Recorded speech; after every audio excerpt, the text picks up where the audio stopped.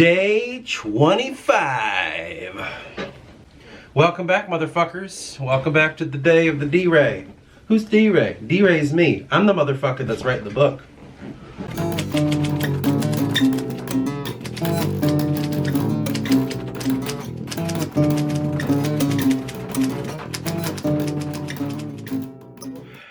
First day of writing in the new office. As you can see, we're also kind of getting there. We're starting to decorate the son of a bitch.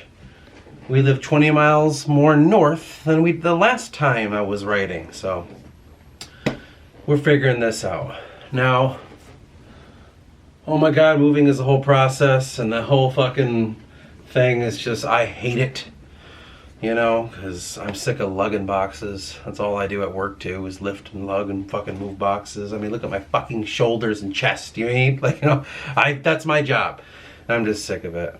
I'm tired of doing it. So, now that it's over, I can relax. We kind of walked into the book a little bit again. And I kind of worked on a bit of a scene between a couple characters. Very trepidatiously. Didn't go into too much detail, but I do like the bones of the conversation that these characters are having, because it's almost a lore kind of conversation that they're exploring the world a little bit through the dialogue, so the reader will be kind of like, oh, there's more stuff to this world than meets the eye. And it doesn't necessarily play on the plot, but it's interesting enough that I fucking enjoy writing it. Now, I have made a few videos, and I will continue to make a few videos of a little bit of the backstory. It's called Creating the Story of Forgotten. If you're gonna start dipping your toe into the world a little bit on the side of creation, not necessarily the side of fucking entertainment value as a reader or a moviegoer or a video game player or whatever. I'm kind of showing a little bit of the other side so you can kind of see how much effort goes into this. Now, I will be releasing videos of that nature slowly, and in time I will be editing them in such a way that I'll show you connections. And it'll be interesting. I just gotta figure out how the fuck to do it. But back to the writing process. I kind of, you know, as always, this is the hard thing for me. It's like when it comes to writing, I'm always just not wanting to go there. I always look at that desk, I look at the fucking typewriter, and there's such reverence when I see it. I almost feel like I have to pay homage to it before I go. Because for me, the process of writing at that desk and writing this story is so much of, I'm going to use this term because I can't think of one, but I don't mean to be blasphemous. It's almost a sort of religious experience where I feel like I'm going into a temple, or I'm going to a shrine, or I'm going to a church of some description. And I never feel worthy when I walk into it. So when I work on the book, if I go to that typewriter and I just begin, it's always really hard for me to begin. It's very difficult. I've talked about that before, but there's also this kind of like wanting to go away. You know, I start typing and I feel the words happening and I just feel this pull. Like, I don't want to do this. I'm scared. I can't. I'm not good enough. I'm not good enough. And I always feel it, and what that does is I really try to fight through it, and sometimes it lasts hours. My fear that I have is that it stains the story. That's my biggest fear. I'm like, I hope this doesn't stain the fucking story, my like self-pity and self-loathing. I hope it's not like, you know what I mean, like really obvious. So going into the book is always this process, and I continuously look for better ways to access the book. I've talked about it before in some of my videos, my recent ones, where I mentioned the idea of treading into the other realm. Imagination, the doorway into another realm, my video I made a couple weeks ago, and kind of the previous ones before that, like finding the memory of God, discerning the barrier between God and man, and our moving constructs of God. All of that plays into the way I kind of approach the book. And they got a lot of views, actually, some of them. Probably because of the title. I mean, finding the memory of God. Someone's gonna be like, what the fuck are you talking about? That one, I think that one, no, it's Imagination, Doorway into Another Realm. Someone actually disliked that, kind of weird, right? But anyway, the fact that I if you watch those videos, you can kind of see what I'm saying when it's like, I'm walking into this place. I'm using this as my vessel in, and then from that point, that's reaching back into me. So it's this kind of cyclical process of like, you are exploring another realm that's reality to you, in a sense, like your imagination, I guess. And then that is exploring you. So it's like this trade-off. You're leaving something there and pulling something forth, but this thing here, this other place, is taking something from you and putting it there. And so what you're doing is you're kind of cross-breeding this idea within your own mind of what lies here and what lies beyond. You have to do that. I know that we have a fixation in our society with sacrifice when it comes to old religions and even modern things. That is in the same vein as you bring back with you what's beyond, but you got to sacrifice something there. And that is your own sense of what reality is to you. When you do that, you're leaving there the traces that become, in my case, the book that I'm writing. Keep in mind, the goal is to find the animus of God. One needs to find the door that allows entry into his very soul, mind, body, whatever you want to call it, so they can enter the next realm in safety of that place. It is like using that God as a protective shell, where you can have your own vision through his eyes. Now each entrance into the dark way is catered to the party that try and enter. Whatever they bring, they find. So is there greed or envy that plays itself among the group? Well, that is the trial that will be at hand. None know why the dark way is such a trial, but it seems to be connected to the ancient process Anaku speak of called the dark dream, where the ancient warriors must pass into the great beast to be swallowed whole and come out the other end. Only then could he be strong enough to enter this other place. Now these places could very well be the portals that were used by the Dizorni, the Fae people, as well, though the proof of this is harder to come by. Though some say these long dark halls were indeed used by those Fae people when coming or going from the other realm. They have been called the Halls of the Guardians. You remember that? And that means you're allowing your mind to be this vessel for them to manifest through. So it almost feels like a sort of exchange. And I feel that so much, and that's kind of why, I think that's why I'm a little trepidatious to explore it. I'm a little bit like, I don't know, man, I don't know. Is this what I should be doing right now? I don't know. I can't help but feel that way, but at the same time, there's this great amount of, I want to say pressure. What's that fucking word? I feel a sense of duty in doing this. Kind of like what I said in my one video. I think it was an honest conversation. I don't necessarily feel like this is mankind's greatest creation. I just think it's a damn good book, and I think people will really like it. And I think it has a very good, like, it can reach people in such a way. In many different faceted ways. From personal to interpersonal to like spiritual to fucking just material. You know, on so many different levels, because I'm putting soul and body into it, and I'm trying to extract from it what I can, and it's just a trading process. The more I work on it, though, the more I put into it, the more I find it so very strange, the idea of words and letters. They're just so weird to me. The fact that I'm putting these together to create some sort of expression, some sort of language, and I'm like deciphering what's going on there.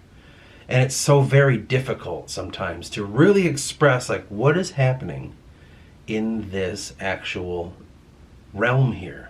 There's always a fucking door. And doors are doors, man. Like they don't just like, yeah, that's just the design thing. It's like a video game. Doors don't work in certain areas. No. This is a door that's real. That means it can open and shut. That means it takes you from one place to the next. That means that door is the transition period. When accessing the door, before you touch the knob, you have to understand that this is the crossroads to the next.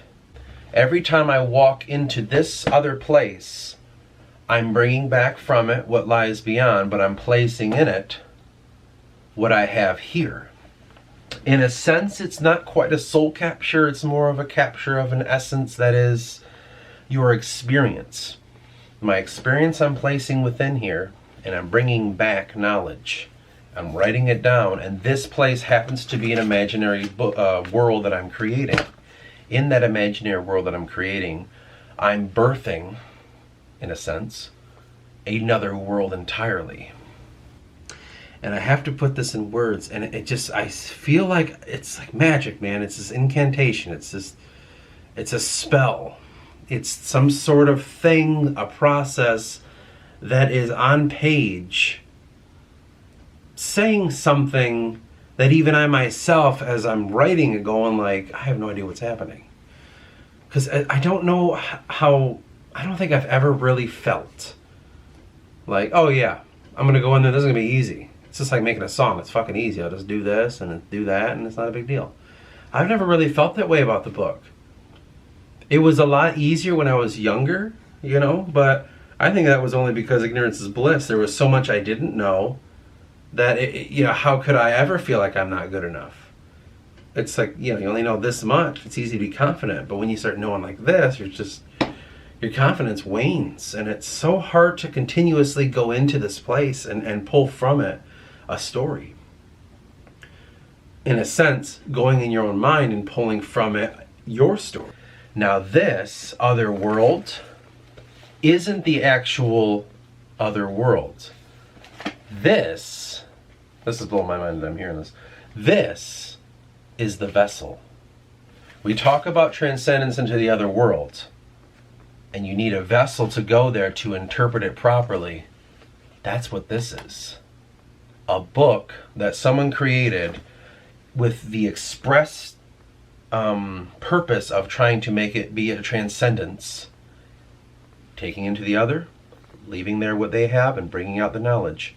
If you're doing that on purpose inside of a novel, a song, or any other fucking thing, it's from that point that you create the vessel so that others may use this story, this book, this song, this artwork, whatever the fuck it is, and allow them to transcend into the other world for that short period of time. Through, like, it's so weird, you know? It's like, because it's fantasy, right? I'm not like writing the story of my life here. I'm writing a fantasy, but it encompasses the story of my life. And it's so weird to, like, create a situation that isn't happening, and you, as the characters, are reacting to the situation the best that you can. I myself find it difficult to be, this is why I'm not good at role-playing games, I find it difficult to be very like other people. So like, I joked about this a long time ago, but most of my characters come across as like ignorant and like, I don't understand. Because that's me as a person. So every character, I remember Jacob mentioned like, one of the characters should be more in the know, he should be more knowledgeable, he should be more knowing. And I'm sitting here thinking like, I thought he was. But to Jacob, when he read it, he read a guy that was like, I have no idea what's going on right now. And I'm like, I didn't think that, because that's all I know. I don't know how to know things. I don't know how to know, let me say it like this, I don't know how to be confident in the stuff I can grasp in this realm. I will never be, I'm always kind of like, I don't fucking know, I'm just gonna throw shit to the board. Because to me, knowing isn't real. It doesn't exist. I don't think you can just know things. So it's really hard for me to lie and pretend to be a character that's like, oh yeah, I'm so fucking in the know of the plot that I can predict this going on, like in Star Wars. What's his name? Thrawn. Like one of those characters that's just like strategically a genius and stuff, or like those guys that are the big bad guys that are always a step ahead. Like, I just kind of find that corny. I don't really like it. Because it's not, there are people out there that are like that, but not everyone's taking the ring to the mountain. Some of us are just going to our job. You know, we don't have this big bad fucking antagonist in our way. Villain, I should say. Just crazy, man. It's like tiptoeing between realms, you know? In the real life, you have your life and you have everything going on in it, all the people you know and all the interconnected story that it is, you know, family troubles, your relationships, friendships, job. You know, this is the shit that goes on that you could take really seriously. And then there's this whole other world. Doorways into another.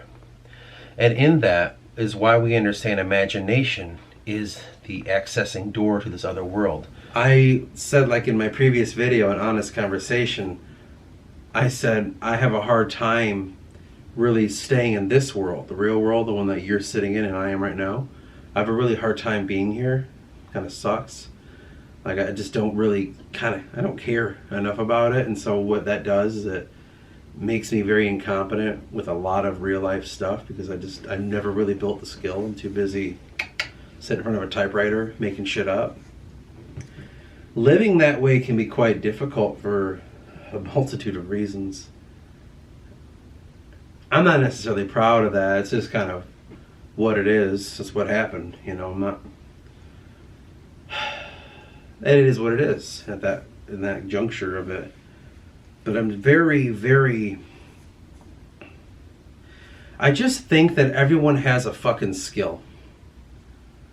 And everyone has a set of skills, I should say, that set them apart. They have things that they're good at that other people might not be good at. I just feel like my biggest skill is this book. And it just, the more you think about it, the more you realize you're only as good as the things you've ever done. And you're only the greatest at it when you've done it a bunch of times. And eventually you'll figure out that, the little tiny tricks of it. And that's all that life is. Like, you can be naturally good at something. I think that's just because you hit on it at the right time, the right place, with the right mindset. You blank it out. You have to kind of find it and connect with it in such an open-minded nature, which can be divine in a sense. But generally, to be good at anything just means you keep doing it all the time, whether you want to or not, and you just get better at it. But I've said this before a bunch, I don't ever feel that way with writing. I never sit down with writing and think like, yep, I'm getting better at this, I'm good. I always just feel like a shit writer. As soon as I sit down, I'm just like, God damn, I suck. This is like written by a 5-year-old. Like I always feel like junk. Because it's like the pressure you put on yourself when you want to be good can either break you and make you mediocre, or make you stronger by achieving harder. You have to work harder in that sense. There's like two different roads to go down. If you want to be great at something, you could break yourself and be shitty at it, or you can make yourself and be damn good at it. I always feel like I'm more tendency to break myself and just kind of like, mediocre. Because I'll feel that way, but I won't strive to be better. I just continue to do it. You know what I mean? Like reps, as they say. And so for me, that's the hard part. It's like, I'm trying to capture some sort of essence that is indescribable.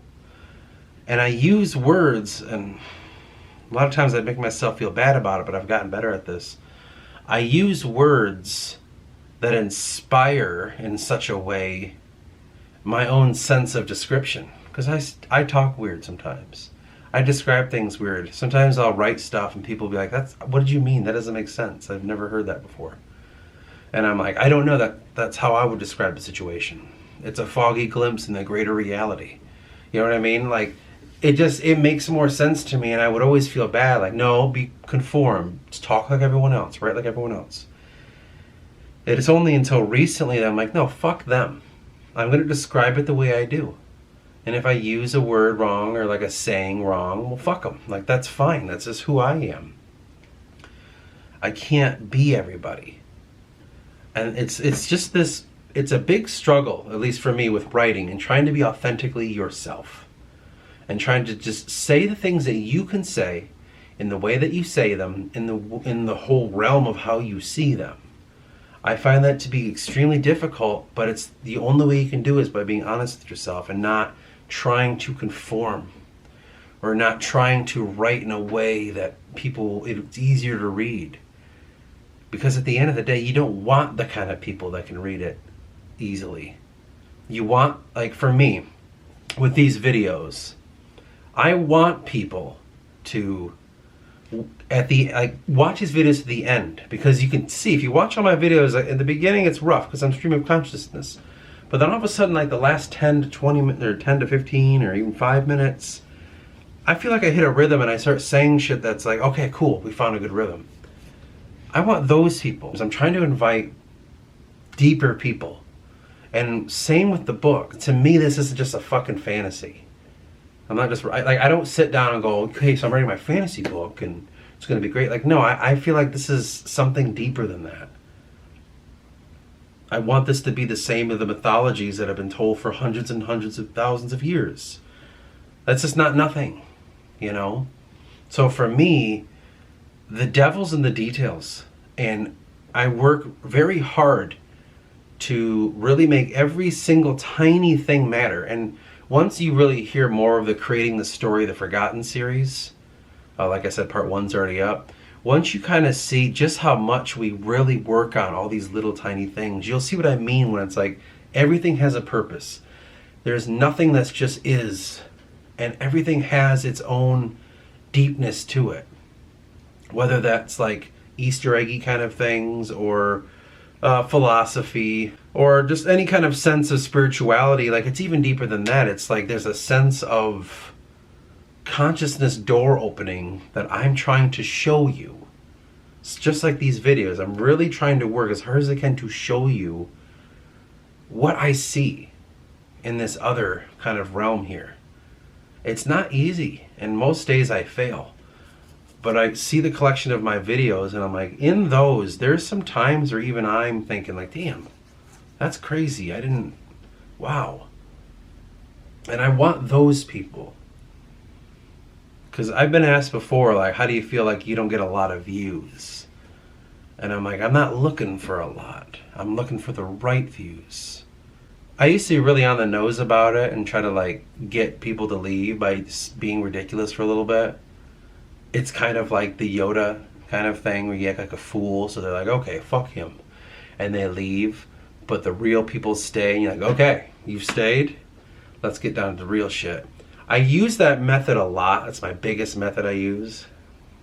I've been more relaxed about it, but I'm starting to think I need to be a little bit more harder about this. It always goes, at the end of the day, I don't want phoniness. I'm not trying to be popular. I'm not trying to get a bunch of views. I'm not trying to convince stupid people. I'm not here as a political platform, or even a religious one for that matter. I'm here as just a human being that wants to talk to intellectually deep, let's just say, people on this level. Because that's all I've ever been searching for.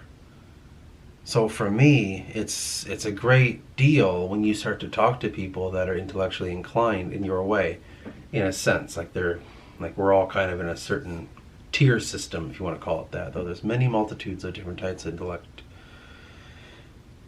I enjoy that. I think that's amazing. And I'm okay with how this all turns out, as long as the right people see what we're doing here.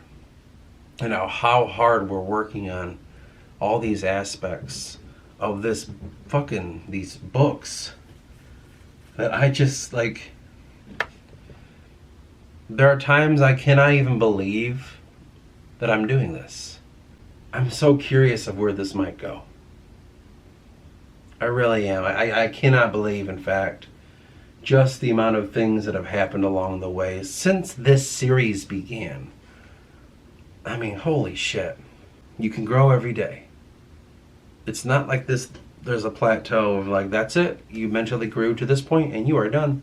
There's so much growth to be had. And that's the thing that I love the most, is searching for this and trying to discover all of this story that I don't even feel like I'm making up, or with Jacob. I don't think we're making it up sometimes. It feels like we're discovering it. It feels like we're uncovering an ancient story. And for what that's done for me, is it's told me this, which sounds crazy, sure, on a surface level, but whatever. I feel like me, Jacob, and Kevin are unraveling a story that's as old as time. And this story, in some way, shape, or form, in one way or another, truly happened. Maybe it's not wholly true, and maybe a lot of the elements we're covering are the way different cultures look at one story. But I feel like we're stumbling upon an old story that's been locked and hidden away in the deep, deep back end of man's consciousness. Something that's primally makes sense, and it's just like, this is it. Something that stays in man's consciousness forever. You remember hearing about that experiment that they had like a couple generations of chickens growing in like not a lab, but somewhere indoors. And then they had something fly above that simulated a hawk. And even though these chickens for a few generations had never even seen a hawk, all reacted the same way, like a primal fear. It's like something back long ago inside their ancestry. It's like, that's bad, that's not good, and they're scared. You know what I mean? It's in that realm. I think this story is like something a long time ago that's locked in our minds, and all we're doing is placing different types of thoughts onto the story. The story's there, but we have to make up the language, the place, and the events to get to that story. It's like putting a skin on something. If you play video games, older video games, and you hear the idea of like reskin, like the new texture packs and all that, makes it look better. Or you could change it by modding it and making it like this game, but modded to look like Star Wars, but it's really Morrowind or whatever. It's like that. We're just putting a new mod and texture onto an old story.